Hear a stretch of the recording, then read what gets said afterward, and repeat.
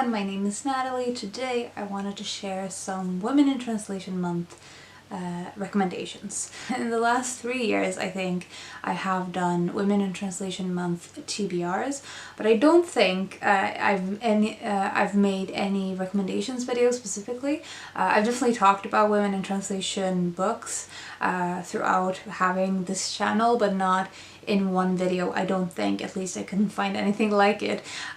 So I thought that I would gather all of my recommendations into one place, and hopefully it will give you some ideas of books to pick up for the readathon at the end of this month, or just in general reading more Women in Translation, which is something that we should all aspire to do, I think. I will link BiblioBio, who is the creator of Women in Translation Month, below, as well as the hosts for the Women in Translation Month readathon.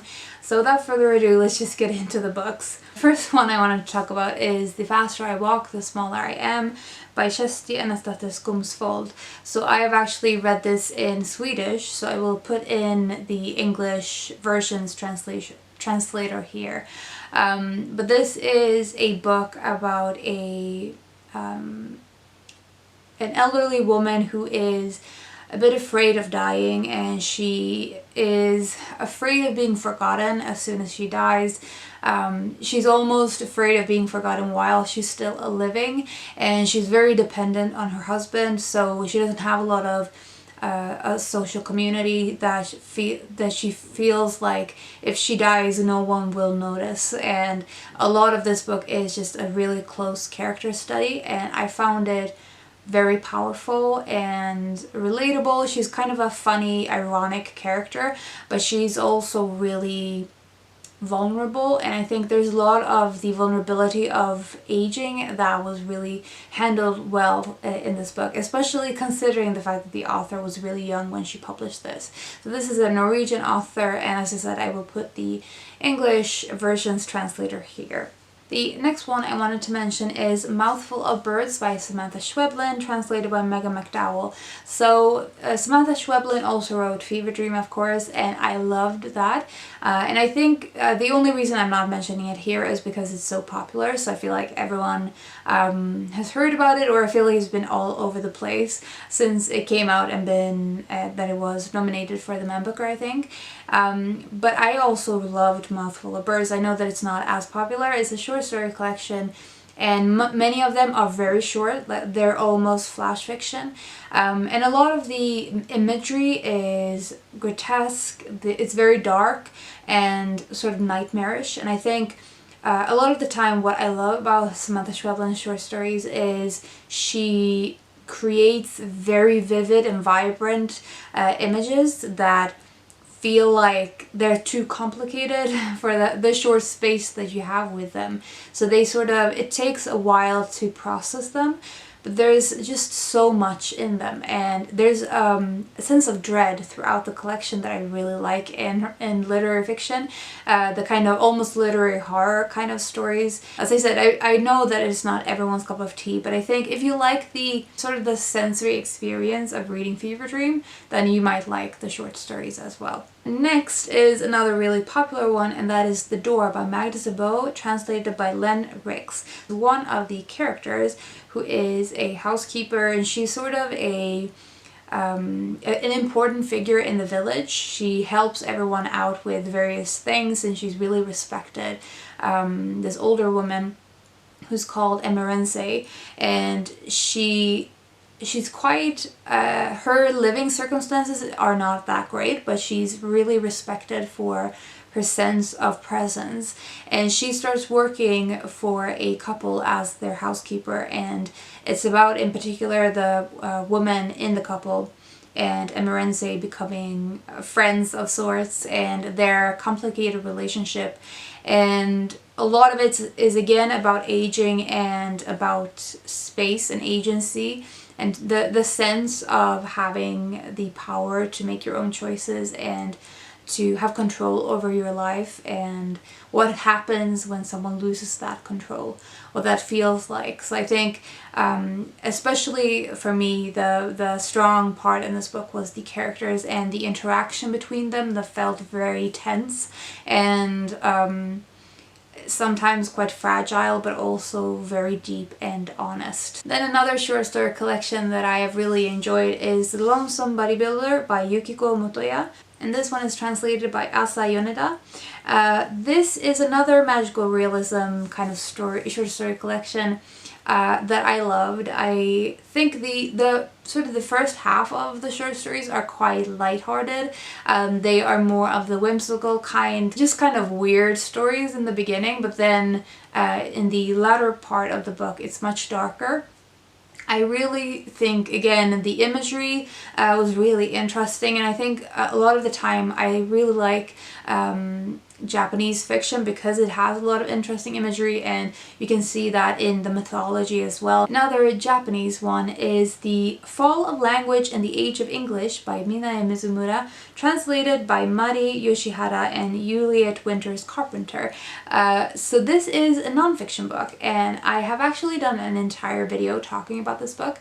But basically it's talking about Japanese and English and how with English becoming a global language, it's sort of taking over for all of the other languages in the world, and a lot of the minor languages are becoming obsolete or are being forgotten because no one is writing in them anymore, no one is no scientific papers are written in those languages and everything, so the language itself becomes very local and then eventually loses its power. And so she's talking specifically a lot of the time about Japanese and how many writers have sort of been writing in English instead, and how the Japanese literature history is becoming weaker because of it. If you're interested in Japanese history, there's something here for you. If you are someone who's interested in linguistics, there's definitely something worth mulling over in this book. I found it so thought-provoking and really, really intelligently done. The next one is another nonfiction, and that is In Other Words by Jhumpa Lahiri, translated from the Italian by Goldstein. So I know that this author is also writing in English. She has published novels and short stories, and I think she's an Indian American author. But this book in particular is a memoir that she wrote in Italian while she was still learning Italian, living in Italy.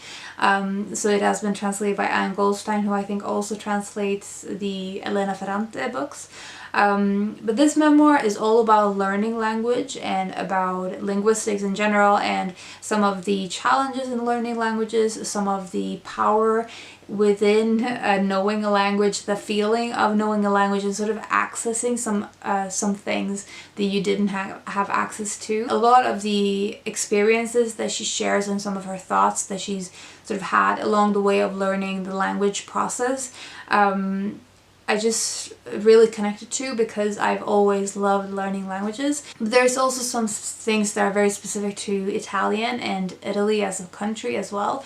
So I think if you have any interest in any of those things, then you might really connect with this one as I did. Next one I have is Beside the Sea by Veronique Olmi, and this is translated by Adriana Hunter. In the beginning of the book, you see a woman who has her two young sons sort of going away on a journey, and you find out very quickly that she has left the place where she lived and left her husband behind. She's really lost and sort of on the brink of a mental breakdown, and it's just a very tense book with a really piercing exploration of motherhood and some of the sort of how it can go wrong. I found it kind of nightmarish again, but I thought it was really well executed. The next one is one that I've definitely mentioned several times before, and that is Granta the 127 issue, which is all about Japan. So this one, this is the Granta magazine that collects various kinds of writings on a particular topic. So as I said, this particular issue is all about Japan. Most of the writers are Japanese, and most of the writings are translated from the Japanese. But there's a few exceptions, like David Mitchell. I read this book, or this particular issue, several years ago, and I noticed that I discovered a lot of authors that I was interested in through reading this that I've since read more of. For example, Yukiko Motoya, who I mentioned with the short story collection. There's also, for example, a short story by Sayaka Murata, who is the author of Convenience Store Woman. So there's a lot of interesting writers in this, and there's a lot of interesting short stories, some essays, and there's also even like a photography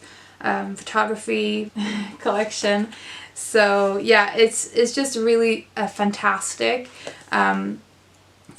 issue of this magazine. This one was particularly well edited by Yuka Igarashi, so I highly recommend, if you can get a hold of this one, to check it out. The next one I feel like I've not seen a lot of people talk about, and that is Marie by Madeleine Bordeaux, translated by Faith Evans. This is a very introspective book of a woman who has an affair with a man, and it's sort of talking about her affairs and her relationship with her husband and her relationship with her sister and her family, but the whole thing is about how she is processing things, how she is looking at the world. So it's very much you're in her head and you're viewing the world through her eyes. It's just a really close character study with an interesting character who is at times almost aware that she is being watched by the reader or being followed by the reader. So it has that interesting narrator perspective as well, which is something I really enjoy. The last book I wanted to mention is 3 novels by Agatha Christoph. So this is The Notebook, The Proof, and The Third Lie. This is a trilogy, all translated by Alan Sheridan, David Watson, and Mark Romano. So this trilogy is both called the Twins Trilogy and the Book of Lies Trilogy. First book opens with the twins, who are young boys, and they are left with their grandmother during the Second World War to be taken care of while the war is still going on. I think she lives in a more rural area, and they're leaving the city to be safe for the rest of the war duration. And it's just following them trying to cope with this change of environment. It's quite violent a lot of the time. A lot of it sort of explores the way that war affects people and how detrimental it can be. So it's a very much of a gut-wrenching book. The entire trilogy is sort of playing with truth as a theme and is shaping interesting perspectives and interesting angles to the stories that are being told. I think if you've read the first book, you will want to read the other two, and you will find, I think, that your experience have shifted a little bit with the other 2 books, but I just think that Agatha Christoph is a fantastic writer. So those were all of the books that I wanted to recommend for Women in Translation Month reading, or reading that you could do the rest of the year, of course. Let me know if you've read any of these books. I would love to hear your thoughts about them, if they're some of your favorites as well. Or if you have any other favorites and would like to share them, please feel free to do so in the comments. I hope you're doing well and you're taking care of yourselves. I will talk to you soon.